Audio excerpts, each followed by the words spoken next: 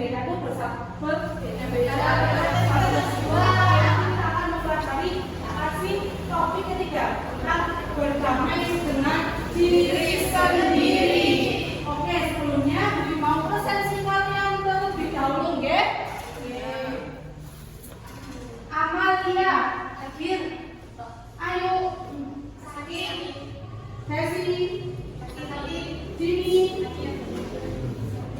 Marina, Nina, Ayo bisa, Lili, Maila, Mutasima, Nadia, Novin, Putri, Sakti, Silvi, Julia,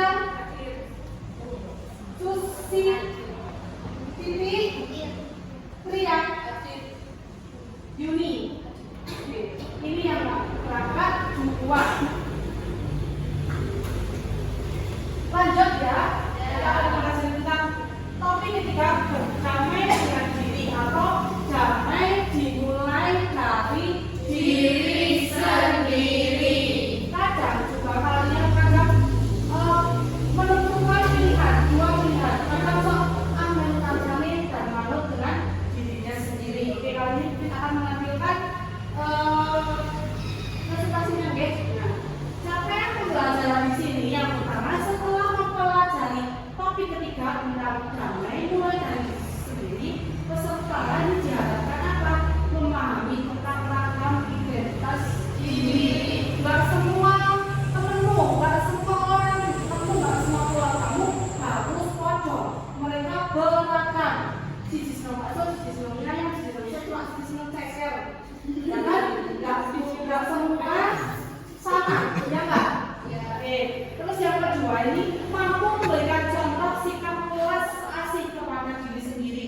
Oh, yang merasa pada diri sendiri. Pernah nggak kalian merasa lemas kalau awal cewek? Iya. Pernah insecure nggak? Pernah. Siapapun itu bisa seperti itu, kok saya nggak bisa, saya nggak bisa seperti itu. Oke, baik, tapi kebaikannya yang ditiru, jangan ya. Tapi kita mana sendiri itu jangan seperti itu ya. Tapi nek tiru cerdasnya, baiknya, pinternya, gesitnya itu boleh ya. Lanjut ya. Lanjut. Mulai dari pertanyaan pertama di sini. Pernahkah Anda merasa malu? Pernah. Apa nggak pernah punya rasa malu? Pernah.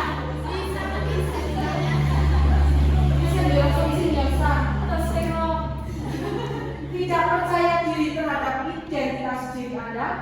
Ya. Jujur aja nggak apa di sini. Kayak kita merelaksasi belajar selama ini. Pernah? Pernah. Saya nggak sendiri. Saya punya rasa malu, saya punya rasa minder, saya nggak apa ya namanya nggak berani menentukan identitas diri saya sendiri. Saya pelajar SMKN, tapi isi kalau mengakui. Pernah ya? Pernah. Sehingga Anda merasa perlu menyembunyikan identitas tersebut agar tidak diketahui oleh orang. Ya enggak? Ya. Misalkan identitasnya Yuni itu siapa itu? Ya kan? Misalkan seperti itu. Tapi dia malu akan dirinya sendiri. Malu menyebut, malu menampilkan oh saya ini, saya bisa nyanyi, saya bisa ngaji, tapi itu malu. Tidak dikeluarkan. Oke. Nomor 2, pertanyaan nomor 2. Mengapa muncul perasaan tersebut? Mengapa dia muncul perasaan malu? Kurang percaya diri. Terus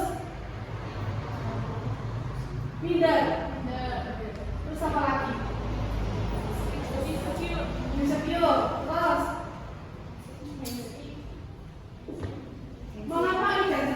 mengapa identitas tersebut perlu disembunyikan biar tidak ketahuan orang lain? Kan bisa seperti itu. Mbak Cynthia bisa main game, tapi mungkin dari sisi dirinya ingin menutupi identitas dirinya, ya nggak? Oke? Sering seperti itu? Ya. Contohnya kan seperti itu, oke?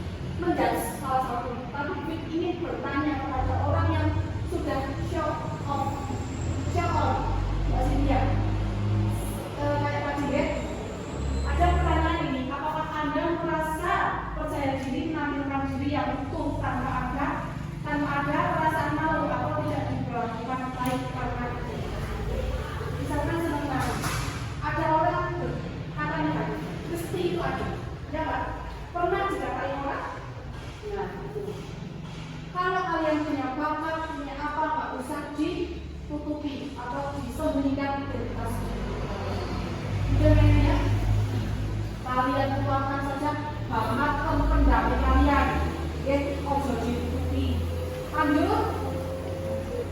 Oke, di sini kalian coba baca ini ada aktivitas. Ayo kita mulai dengan bermain identitasku.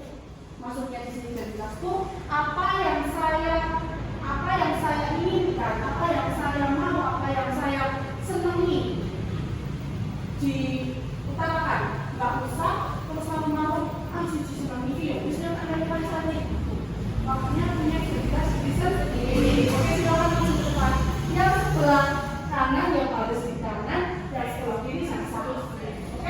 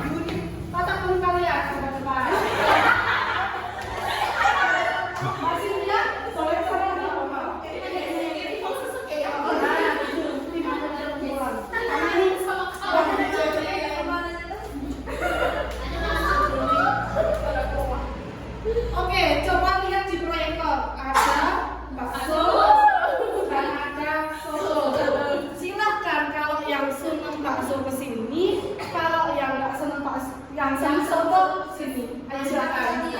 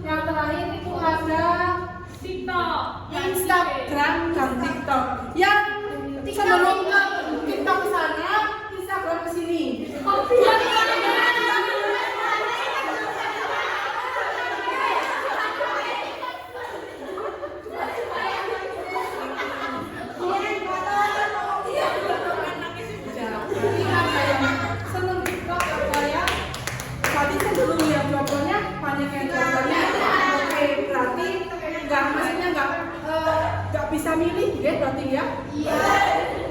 Bingung karena pilihan sendiri karena kita senang dua-duanya. Oke, silakan duduk kembali.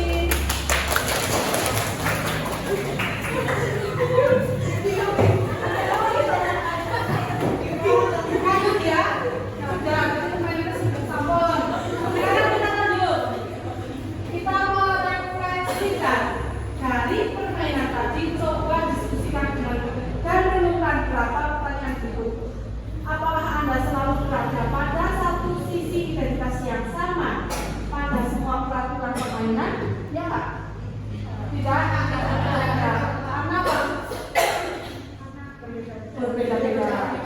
Terus, apakah berubah-ubah? Berubah-ubah ya? Nggak tetap kayak gitu terus. Gimana? Yang kedua, apakah Anda tadi bertemu dengan seseorang yang satu identitas? Bertemu misalkan satu sama bakso semua. Yang soto cuma dua. Kita ketemu sama teman identitas tadi tidak ada yang hanya satu, ya nggak? Kalau di sini tadi dua. Ya. Terus, tetapi berbeda identitas pada peraturan yang berikutnya sampai ke pilihan tadi masih ada yang sama atau berbeda-beda terus? Berbeda. Ceritakan mengapa itu terjadi. Coba kalian bisa menceritakan nggak? Nanti di awal ini kalian ada satu dua orang yang bisa menceritakan ke depan, oke? Bisa mengungkapkan identitas tentang identitas itu. Terakhir, refleksi yang terakhir itu ada dari semua identitas mana yang menurut Anda paling penting berharga buat Anda. Coba urutkan dari 1 sampai dengan 6. Oke, di sini ada konsep 1. Setiap orang punya banyak identitas. Sampai video ya.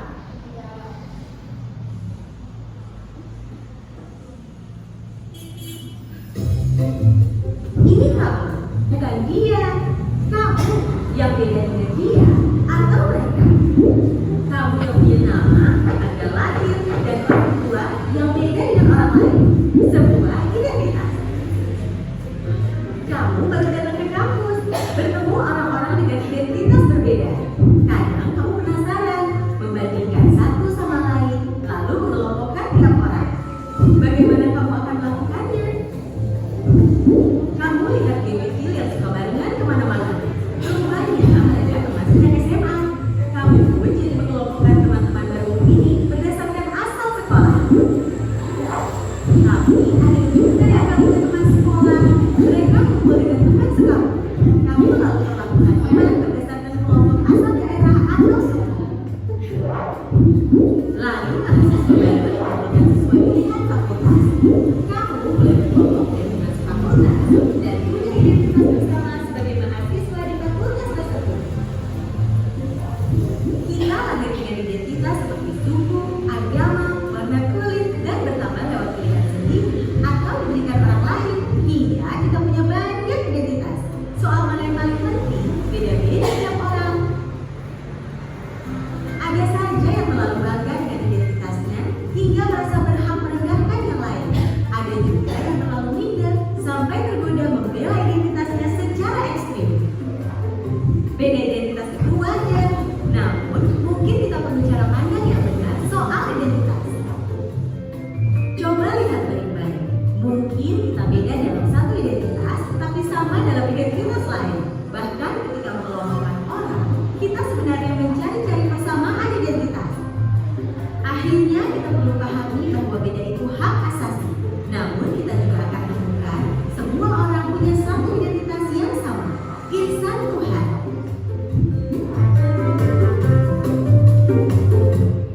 Betul nggak?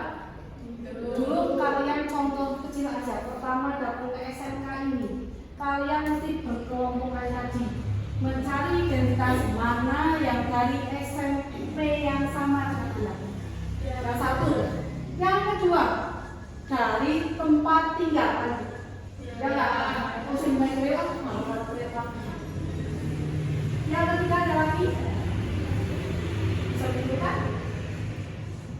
Misalnya yang tetap yang perempuan sama perempuan, laki-laki sih salah. Jadi seperti itu ya. Jadi video ini persis apa yang Anda alami. Kan tadi bilang beda pilihan itu halnya kalian. Jangan terus kita beda pilihan, beda menentukan yang kalian pilih jadi berantem sama teman. Bukan itu, ya kan? Ya. Lanjut ya. Mengenal nggak videonya? Persis apa yang kita alami?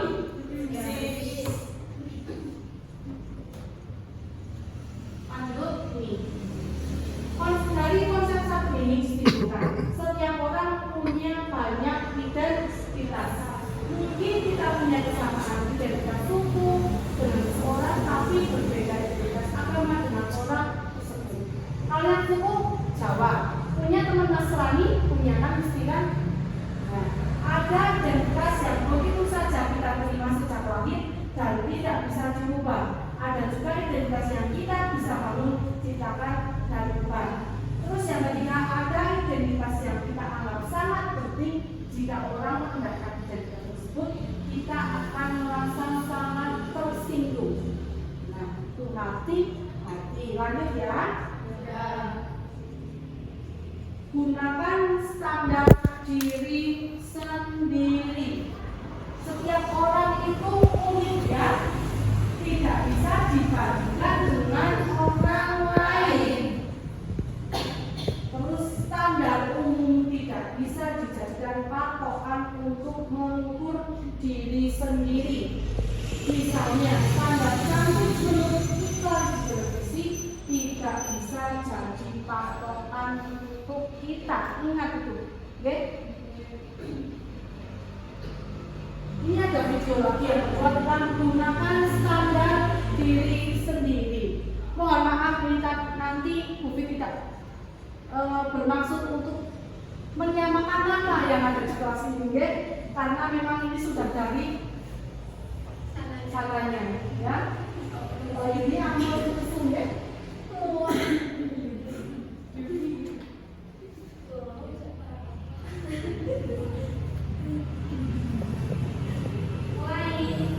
Yuni, seorang siswi di sebuah SMA, berasal dari keluarga sederhana. Tapi karena ingin dihormati dan diterima, Yuni mengaku sebagai anak orang kaya. Gaya busana dan bicaranya diatur sedemikian rupa. Tapi diam-diam teman-temannya tak percaya. Mereka mencari tahu kondisi Yuni yang sebenarnya. Hingga akhirnya Yuni ketahuan identitas aslinya. Karena malu, akhirnya Yuni tak pernah lagi muncul di sekolahnya. Kisah Yuni ini kisah nyata. Kita bisa temui di lingkungan remaja. Rata-rata siswa hari ini merasa minder karena tidak memiliki apa yang orang lain miliki, baik itu fisik, prestasi, maupun sifat khusus. Menurut hasil FGD kami dengan para guru di 4 sekolah yang ada di Jawa Barat, bahwa dari 1 dari 4 siswa merasa minder karena fisik, dan 1 dari 5 siswa merasa minder karena tidak punya prestasi seperti orang lain. Hasil survei online kami terhadap remaja menunjukkan mereka selalu mau menerima diri agar diterima dan dihargai. Bukannya sibuk menemukan dan mengenali potensi diri, mereka malah sibuk mengejar standar umum. Orang yang berkulit gelap sibuk memutihkan kulitnya karena iklan membuat standar kecantikan itu identik dengan kulit cerah. Yang keriting meluruskan rambutnya karena standar umum wanita anggun adalah berambut lurus terurai. Jika kita sibuk mengejar standar itu, coba pikirkan beberapa hal ini. 1. Setiap orang itu unik, gak mungkin ada satu standar yang cocok untuk semua. Setiap orang bisa punya standarnya masing-masing. Kalau standar orang ganteng itu mancung dan tinggi, lalu bagaimana dengan orang yang pesek dan pendek? 2. Standar itu diciptakan oleh iklan, industri, sinetron, atau budaya. Orang yang gagal membuat standar buat dirinya bakal jadi sasaran empuk buat para pencipta standar. Mereka lah yang bakal jadi korban iklan dan pengaruh lingkungan. 3. Standar itu relatif. Beda tempat, beda standar. Di Mauritania, sebuah negara di wilayah Maghreb di Afrika Utara Barat, misalnya orang yang cantik adalah orang yang berbadan subur. Di Jepang yang dianggap cantik itu yang giginya gingsur. Beda waktu bisa beda standarnya. Coba perhatikan fashion dari masa ke masa. Apakah standar tren itu sama? Misalkan saja tahun 80-an, pria yang dianggap ganteng itu berkumis tebal. Apakah saat ini masih berlaku? Tapi, kalau yang sifatnya nilai moral itu universal. Sikap jujur di mana-mana dari dulu sampai nanti tetap dianggap baik dan keren. Jadi, daripada ngejar standar cantik fisik, mending membangun inner beauty. Gak usah habisin waktu apalagi sampai menikung diri untuk terlihat sesuai standar fisik yang umum. Gak usah minder, kelihatan di bawah orang lain, atau sombong karena kelihatan lebih tinggi. Karena setiap orang unik dan dia bisa dibandingin. Kalaupun mau bikin standar dan membandingkan, buatlah standar tinggi buat dirimu sendiri. Bandingkan dirimu kemarin dengan dirimu hari ini. Apakah hari ini kamu lebih baik dari kemarin? Terus dorong dirimu sampai memenuhi standar best version of yourself. Ingat, kamu dilahirkan original. Kenapa harus mati sebagai kopian orang lain?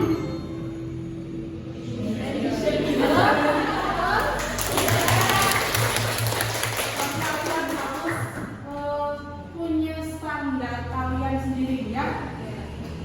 Tidak boleh minder. Tidak harus sport baru iklan. Tidak harus rambut holding biar terlihat cantik.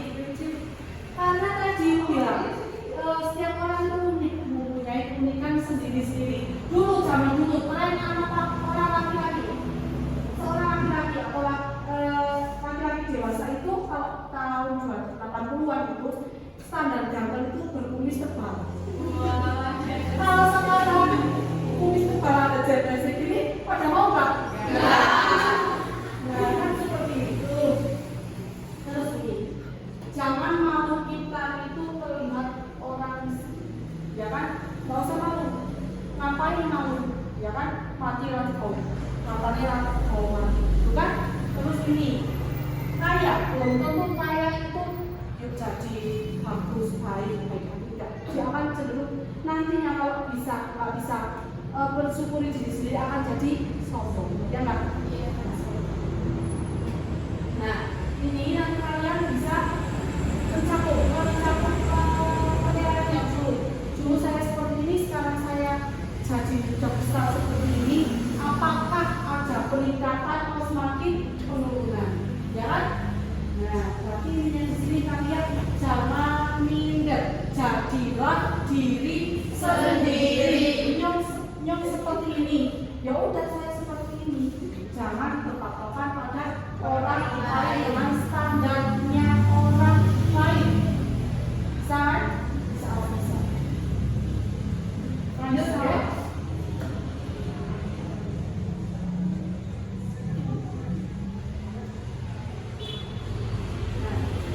Terus yang konsep pernikahan ini adalah mewas asih pada diri.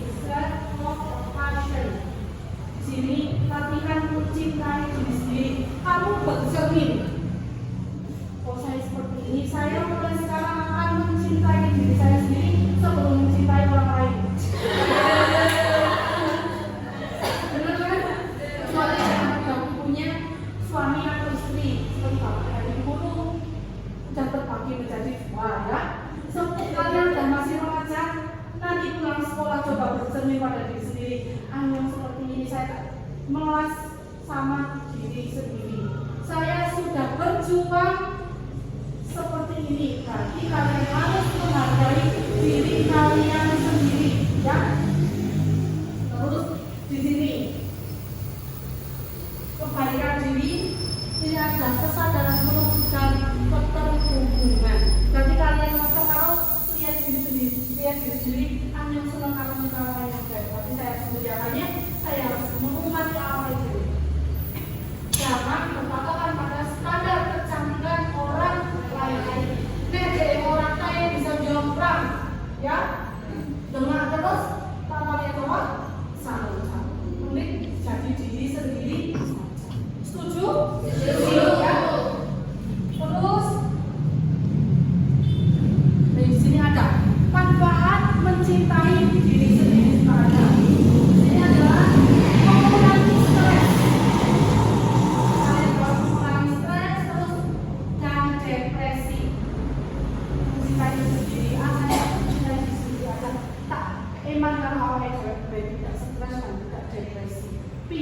kelompok ingin biasa kelompok silahkan. Terus yang kedua, meningkatkan kebahagiaan. Sebelum kalian mencintai orang lain, cintai diri sendiri.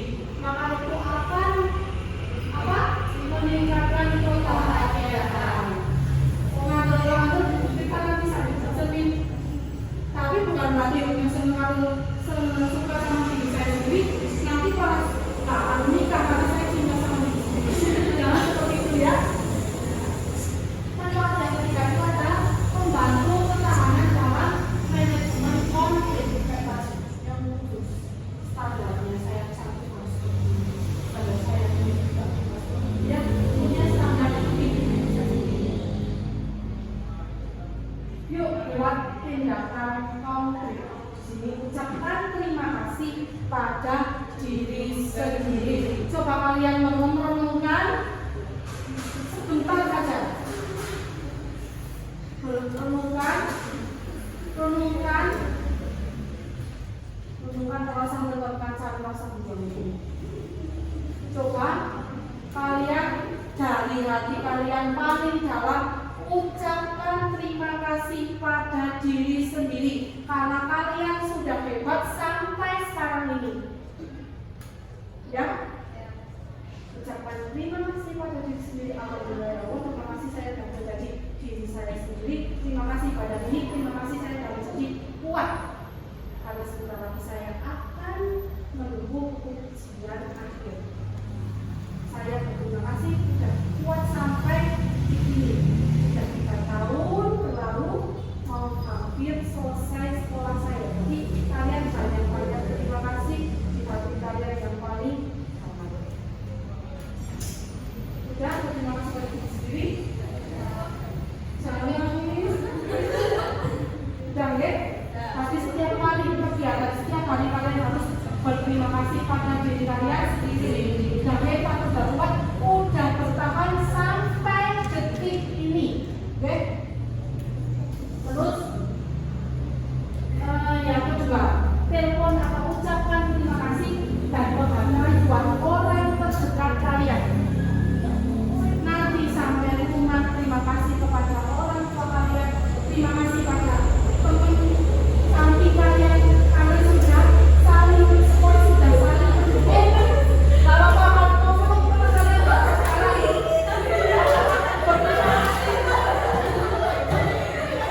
berterima kasih sudah menjadi hebat untuk kalian karena kalau banget sama orang lain juga kita mampu ya.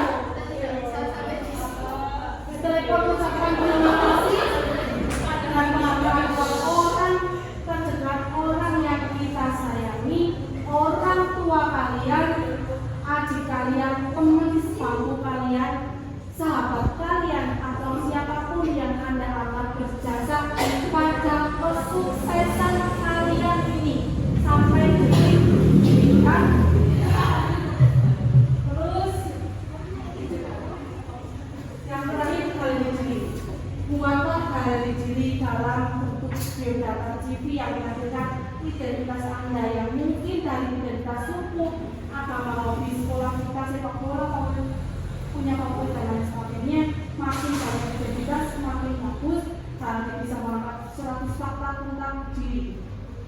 Kalian sampai rumah nanti, ini juga itu juga bekas fakta kalian. Kalian coba beli bekas putih itu yang warna serius dipasang fotonya kamu tengah.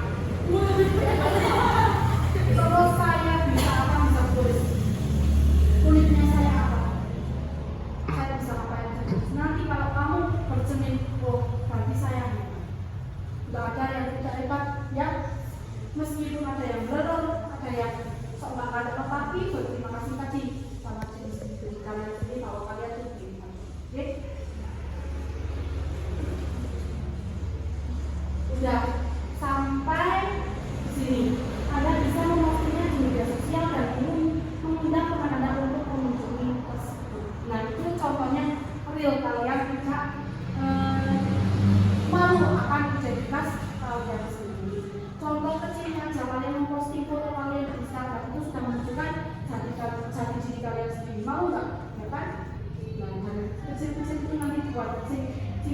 ibu saya seperti ini dulu. Oke, tolong ada satu atau dua orang menyampaikan di depan tentang berdamai dengan diri sendiri itu apa, dicurhatkan di teman-teman nggak apa, 5 menit atau 2 menit. Siapa yang mau maju? Dengan standar kalian sendiri itu saya standarnya seperti apa? Banyak? Sama saja ini.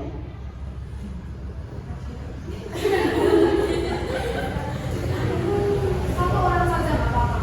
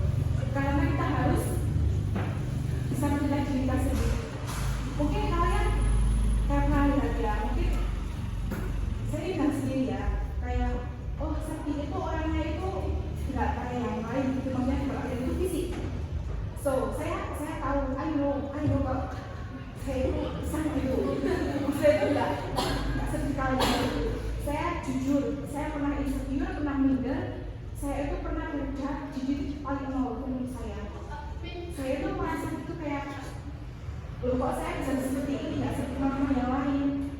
Terus di situ saya mulai mikir, oh ya, kita tuh harus menjadi diri kita sendiri. Menurut kata Kim Jong BTS, dia mengatakan bahwa love yourself and love myself. Di situ saya belajar, oh ya, kita harus mencintai diri kita sendiri sebelum mencintai orang lain. Dan di situ saya berpikir kayak, oh ya, aku berjuang kayaknya ini cocok banget diterapin buat diri saya. Dan belajar saya usia mulai sekitar berapa tahun, yaitu waktu sekolah dasar kelas 6 ya, yaitu kelas 11 ya. Kelas 12 itu merasa saya itu sempurna, rambut saya itu beda itu sempurna ya,